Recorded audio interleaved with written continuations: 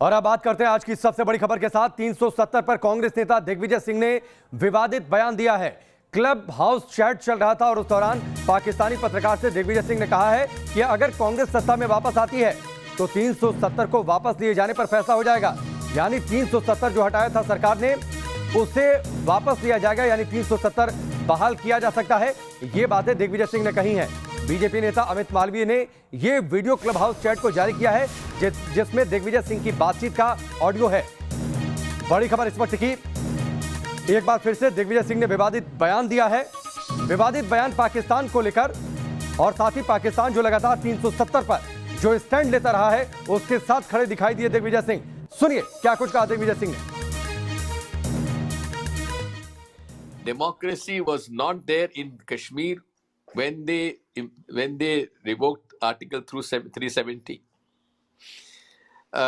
Then Insaniyat was not there because they put everyone behind bars. And Kashmiriyat is something which is basically the fundamentals of secularism. Because in a Muslim majority state, there was a Hindu Raja, and both worked together. In fact, the reservation in Kashmir was given to the Kashmiri Pandits in government services. So therefore, the decision of revoking Article 370 and reducing the statehood of J&K is extremely, I would say, sad decision. And the Congress party would certainly have to have a relook on this issue. तो दिग्विजय सिंह के इस बयान को आपने सुना। Club house chat चल रही थी, उसमें पाकिस्तान के पत्रकार थे, 370 को लेकर चर्चा हुई। उसमें दिग्विजय सिंह ने कह दिया अगर कांग्रेस सत्ता में आती है तो 370 पर पुनर्विचार होगा। बीजेपी के नेता प्रेम शुक्ला जी हमारे साथ जुड़ चुके हैं, सीधे उनका रुख करते हैं। प्रेम शुक्ला जी, न्यूज नेशन पर आपका स्वागत है। दिग्विजय सिंह के इस बयान को आपने सुना? निश्चित तौर पर दिग्विजय सिंह की जो पहले से बयान था, जिस तरह से लश्कर तोयबा के आतंकवादियों के बारे में सम्मान सूचक शब्दों का प्रयोग करना, 26/11 के आतंकवादी घटना में जो है वो इंटेलिजेंस ब्यूरो की भूमिका बताना लश्कर तोयबा की बजाय, तो उसी का एक विस्तार है ये उनका। उनको पंडित जवाहरलाल नेहरू ने जो संसद में कहा था कि अनुच्छेद 370 घिसते घिस जाएगा, जो काम कांग्रेस की सरकारें सतत नहीं कर सकी मुस्लिम तुष्टीकरण की राजनीति के चक्कर में, आज जब राष्ट्र के हित में यह जबरदस्त फैसला लिया गया है तो पाकिस्तान के लोगों को 370 के प्रति आश्वस्त करने का यह सीधा सा उसी बात का विस्तार है जिस तरह से मणिशंकर अय्यर को श्रीमती सोनिया गांधी ने सलमान खुर्शीद को भेजा था पाकिस्तान, और आदरणीय नरेंद्र मोदी जी की सरकार को हटाने के लिए पाकिस्तान की मदद मांगी गई थी। तो अनुच्छेद 370 के संदर्भ में पाकिस्तान के पत्रकारों से क्लब हाउस के चैट में जिस तरह की बातें दिग्विजय सिंह कर रहे हैं वो इस बात का संकेत है कि वो भारत में आदरणीय नरेंद्र मोदी जी की सरकार को हटाने के लिए पाकिस्तान से सहयोग मांग रहे हैं, ताकि पाकिस्तान की जो तमन्ना है कि अनुच्छेद 370 संशोधित हो, हट जाए, फिर से लागू हो जाए, इस बारे में ये पाकिस्तान की तमन्ना को पूरी करने की इच्छा जो है दिग्विजय सिंह क्यों व्यक्त कर रहे हैं। ये इनकी पाकिस्तान परस्ती मुस्लिम तुष्टीकरण की राजनीति के तहत भारत के हितों पर कुठाराघात करने की कांग्रेसी नीति का एक और सबूत है। प्रेम शुक्ला जी, लेकिन एक सवाल और है, 370 पर अगर कोई विरोध है अपनी सरकार से तो सरकार से बातचीत करिए, विरोध प्रदर्शन करिए, लेकिन इस तरीके से अगर विदेशी पत्रकार और वो भी पाकिस्तानी पत्रकार के सवाल पर इस तरीके से जवाब देना, क्या ये भारत के स्टैंड, भारत की छवि को भी धूमिल नहीं करता है? निश्चित तौर पर जो लोग भारत की छवि को धूमिल करने के लिए आतंकी हमलों को इंटेलिजेंस ब्यूरो की कार्रवाई बता चुके हों, जो आतंकवादियों के प्रति जिनके मन में सम्मान सूचक शब्द जो सार्वजनिक मंचों से बोलते रहे हों, जो डॉक्टर जाकिर नाइक के लिए जो है सम्मान सूचक शब्दों का प्रयोग करते रहे हों, उनका इस तरह के। और आप तो जानते हैं कांग्रेस के नेता पाकिस्तान में जाकर खुले मंचों से आदरणीय नरेंद्र मोदी जी की सरकार को हटाने के लिए पाकिस्तान से मदद मांग चुके हैं। ये पाकिस्तान से मदद मांगने का एक और नया तरीका है और कुछ नहीं है। जी ठीक है, प्रेम शुक्ला जी हमसे जुड़ने के लिए, इस पूरी बातचीत के लिए आपका बहुत बहुत शुक्रिया। बीजेपी का वरिष्ठ नेता प्रेम शुक्ला हमारे साथ जुड़े हुए थे। उन्होंने आरोप लगाया कि दरअसल कांग्रेस की जो सियासत हो गई है, दिग्विजय सिंह की जो सियासत हो गई है, वो पाकिस्तान परस्त सियासत हो गई है और इसी के चलते दिग्विजय सिंह ने यह विवादित बयान दिया है। क्लब हाउस चैट में दिग्विजय सिंह ने पाकिस्तानी पत्रकार से बातचीत के दौरान एक बार फिर से सुनिए क्या कुछ कहा 370 को लेकर। Democracy was not there in Kashmir when they revoked Article 370. Then Insaniyat was not there because they put everyone behind bars. And Kashmiriyat is something which is basically the fundamentals of secularism. Because in a Muslim majority state, there was a Hindu Raja, and both worked together. In fact, the reservation in Kashmir was given to the Kashmiri Pandits in government services. So therefore, the decision of revoking Article 370 and reducing the statehood of J&K is extremely, I would say, sad decision, and the Congress party would certainly have to have a relook on this issue. आपने दिग्विजय सिंह का बयान को सुना। हमारे वरिष्ठ सहयोगी धीरेन्द्र पंडित भी हमारे साथ जुड़ चुके हैं, सीधे उनका रुख करते हैं। धीरेन्द्र, दिग्विजय सिंह आखिरकार मानेंगे कब? इस तरीके के विवादित बयान देना लगता है उनकी आदत में शुमार हो चुका है। अब 370 को लेकर जो फैसला संसद से लिया गया, पाकिस्तानी पत्रकार से बातचीत के दौरान कहते हैं कांग्रेस आती है तो हम पुनर्विचार करेंगे, लगाया जा सकता है 370 को फिर से? देखिए राकेश, इसको दो तरह से देखना होगा कि क्या ये कांग्रेस पार्टी का एक ऑफिशियल स्टैंड हो गया है, क्या कांग्रेस पार्टी दिग्विजय सिंह के इस बयान के साथ अपने आप को खड़ा करती है। सबसे पहला सवाल ये होगा, क्योंकि जिस तरह से दिग्विजय सिंह पिछले कुछ समय से लगातार टेस्ट करते हैं, वो कोशिश करते हैं कि एक इशू उछालकर उस पर टेस्ट करें। और उत्तर प्रदेश के चुनाव अभी आने हैं, बंगाल के चुनाव में कांग्रेस वहां से जिस तरह से साफ हो गई, जमानत बचाने तक के लाले उनके पास थे, और जिस केरल में उनको आना था वहां भी वो नहीं आ पाए। जैसा कि एक ट्रेडिशन के मुताबिक उनको आना था, वो ट्रेडिशन पहली बार टूटा कि वहां वापस लेफ्ट की सरकार बनी। ऐसे में ये सवाल फिर उठाकर वो फिर टेस्ट करना चाहते हैं, चूंकि लगातार कांग्रेस पार्टी उनको, अगर हम इसको पुराने ब्रॉड प्रोस्पेक्ट में देखें तो एक तो उन्होंने इतिहास की गलत व्याख्या करने की कोशिश की, जिसमें वो कह रहे हैं कि हिंदू राजा, कश्मीरियत, कई सारी चीज़ों को वो धुंधला करके एक नया नैरेटिव गढ़ना चाहते हैं। क्योंकि बाकायदा एक्सेशन के लिए वो बाकायदा ट्रीटी हुई थी, ट्रीटी के बाद ये शामिल हुआ, उससे पहले वो फ्री स्टेट थी, ऐसा नहीं था कि उस पर कोई जाकर कब्जा किया गया हो। और 370 पर देश की संसद ने यहाँ पूरी तरह से वोट के बाद हुआ। उस समय आपने जो बयान दिए थे वो थे, लेकिन आप एक विदेशी पत्रकार, खासतौर से पाकिस्तानी पत्रकार को जब आप इस तरह का जवाब देते हैं तो आप कहीं ना कहीं नेशनल जो कंसेंसस होता है फॉरेन पॉलिसी को लेकर, उसको तो वायलेट करते ही हैं।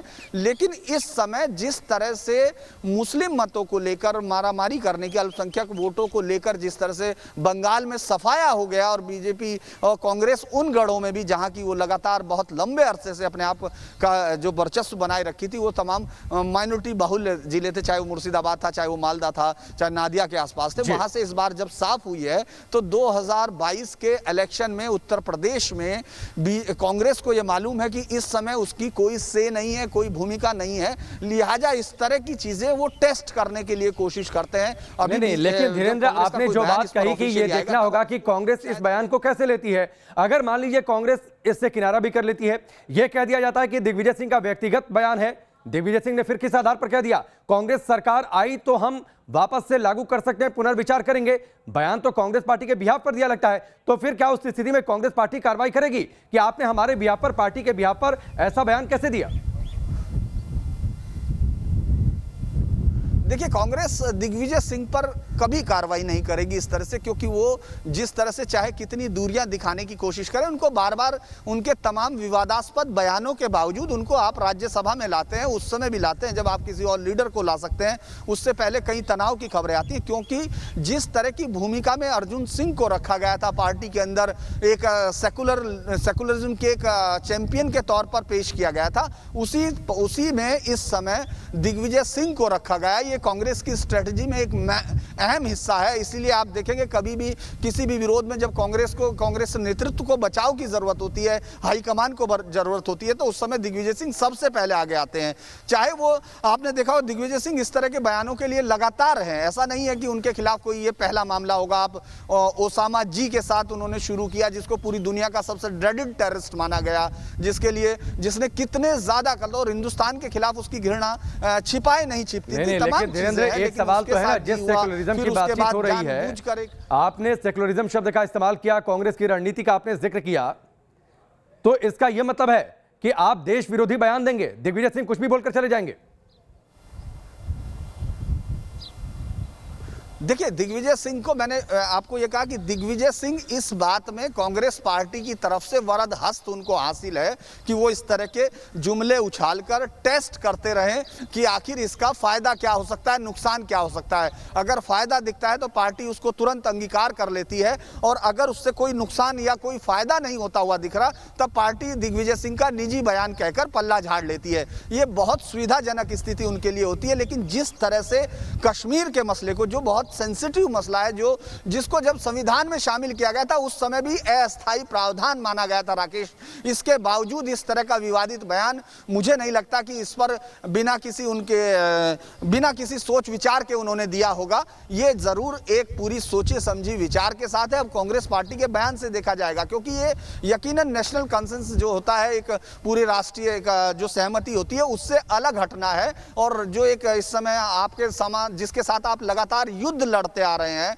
जिसके साथ आपने लगातार अपनी पीठ में इतने जख्म खाए हैं कि आप शर्ट भी नहीं दिखा सकते उतार के पूरी दुनिया को, क्योंकि पूरी दुनिया खुद जानती है, उस देश के लिए आप इस तरह के शब्दों का इस्तेमाल अपने राज्य में कर रहे हैं। तो मुझे लगता है कि ये दिग्विजय सिंह फिर एक अपनी सीमाओं को लांघते हैं। लेकिन उनके खिलाफ मुझे शक है, मैं फिर कह रहा हूं कि पार्टी कोई कार्रवाई करेगी। हो सकता है ज्यादा से ज्यादा पार्टी को निजी बयान कह दे, हालांकि मुझे नहीं लगता कि उसको कहेगी, क्योंकि जिस तरह का इस समय वोटों को लेकर, माइनॉरिटी वोटों को लेकर कांग्रेस जूझती हुई दिख रही है, उसमें उसको ये अपने लिए एक संजीवनी भी मान सकती है। अभी हम लोगों को थोड़ा सा बस इंतजार करना होगा। लेकिन जिस तरह के शब्द चूज नहीं, लेकिन इंतजार जो तोड़ने मरोड़ने के विवादित बयानों का है धीरेन्द्र, वो इंतजार तो कभी खत्म नहीं होता। आपने ठीक जिक्र किया कि ओसामा को ओसामा जी कह के उन्होंने संबोधित किया था। भारत में आतंकी हमला होता है तो उस पर सवाल खड़े कर देते हैं दिग्विजय सिंह, सैफरन टेररिज्म की बातचीत करते हैं, और अब एक 370 फैसला, जिसमें देश के करीब, मुझे जो प्रतिक्रियाएं आई थी, देश के लोगों ने इसका समर्थन किया था, देश की संसद से यह फैसला लिया गया था, उस पर वो सवाल खड़े करते हैं, वो भी पाकिस्तानी पत्रकार से बातचीत के दौरान।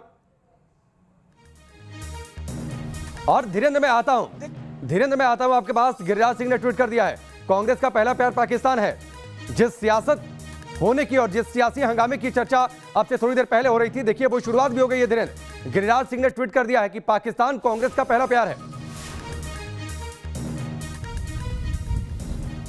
देखिए, ये इस पर राजनीति जरूर होगी, लेकिन हम अगर इसको उससे अलग देखें, राजनीति से अलग हटने की कोशिश करें, तो दिग्विजय सिंह इस तरह के बयानों के सहारे अपने आप को प्रासंगिक बनाए रखने की कोशिश करते हैं, क्योंकि वो इतने बड़े लीडर थे कि उनको एक अनाम नेता, जिसको खुद बीजेपी पार्टी में भी बहुत ज्यादा लीडरशिप के तौर पर नहीं माना जाता, प्रज्ञा ठाकुर ने उनको कितने बड़े मार्जिन से हराया था। यानी उनको उनके जो सबसे ताकतवर गढ़ था, अपने चुनाव संन्यास के बाद जब वो वापस लौटे, एक बहुत बड़ी हार के साथ उनको सामना करना पड़ा। ये उनके प्रति जनता का समर्थन है, तो लिहाजा, लेकिन वो इस तरह के बयानों के सहारे प्रासंगिकता अपनी बनाए रखने की कोशिश करते हैं। दूसरे, अपनी पार्टी में अपनी जगह देखने की कोशिश करते हैं। और अभी जितिन प्रसाद या तमाम लोगों के जाने के बाद, G23 के उन लेटर्स के बाद, वो अपने आप को और बड़ी भूमिका में मुझे ब्रेक लेना है। एक छोटी सी टिप्पणी आपकी और, क्योंकि जो गिरिराज सिंह ने ट्वीट किया है उसमें सीधे तौर पर उन्होंने राहुल गांधी को भी शामिल कर लिया।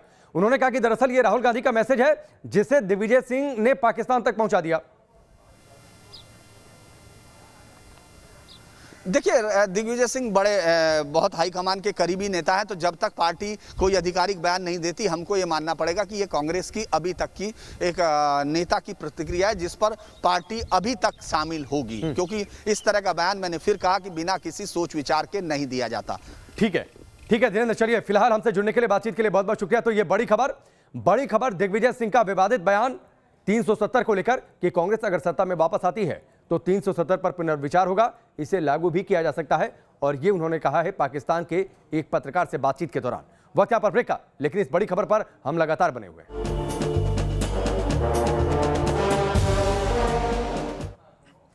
ब्रेक के बाद चलिए आगे बढ़ते हैं। इस वक्त की बड़ी खबर पर हम लगातार बने हुए हैं। बड़ी खबर 370 पर कांग्रेस नेता दिग्विजय सिंह का विवादित बयान, वो भी पाकिस्तानी पत्रकार से बातचीत के दौरान।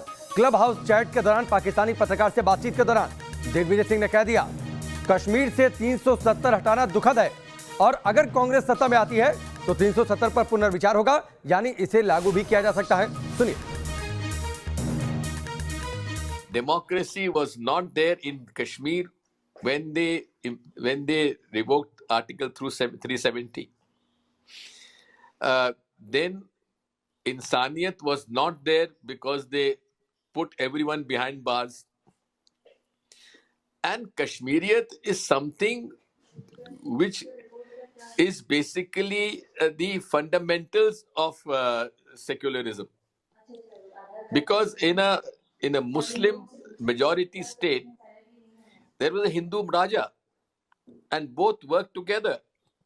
In fact, the reservation in Kashmir was given to the Kashmiri Pandits in government services. So therefore, the decision of revoking Article 370 and reducing the statehood of J&K is extremely, I would say, sad decision, and the Congress party would certainly have to have a relook on this issue. तो आपने दिग्विजय सिंह के इस बयान को सुना और इस पर अब बीजेपी की ओर से हमला भी शुरू हो चुका है।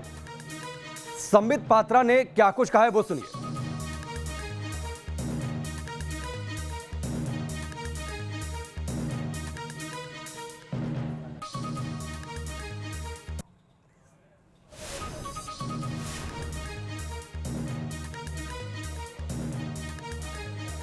तो संबित पात्रा का स्टेटमेंट हम आपको सुनवाते हैं, लेकिन उससे पहले बीजेपी के नेता विश्वास सारंग हमारे साथ जुड़ चुके हैं, उनका रुख करते हैं। विश्वास जी, आपने दिग्विजय सिंह के बयान को सुना, आपकी प्रतिक्रिया?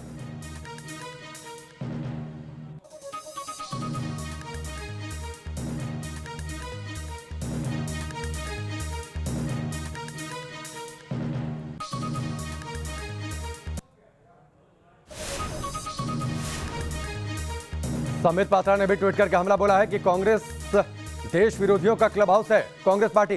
धीरेन्द्र पुंडीर हमारे वरिष्ठ सहयोगी लगातार हमारे साथ जुड़े हुए, सीधे उनका रुख करते हैं। धीरेन्द्र, आप बीजेपी ने पूरी तरीके से मोर्चा खोल दिया है। संबित पात्रा का स्टेटमेंट भी सामने आ गया। उन्होंने कहा कि देश विरोधियों का क्लब हाउस है।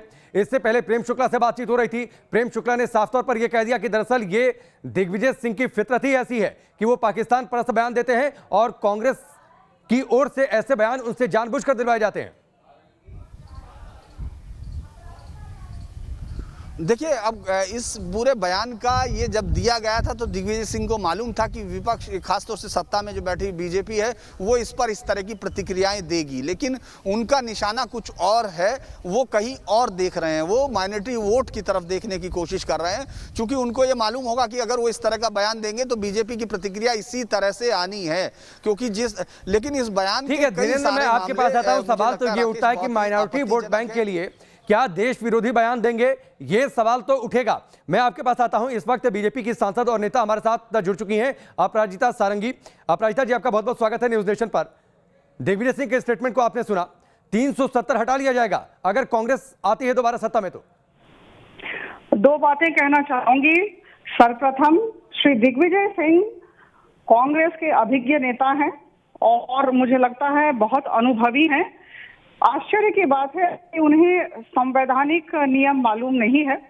पहली बात, ये जो 370 हटाया गया है, 35A को हटाया गया है, इसकी निष्पत्ति, इसका निर्णय संसद ने किया है, लोकसभा और राज्यसभा ने किया है। दिग्विजय सिंह के चाहने से या कांग्रेस के चाहने से ये नहीं फिर से आएगा, फिर से बहाल होगा।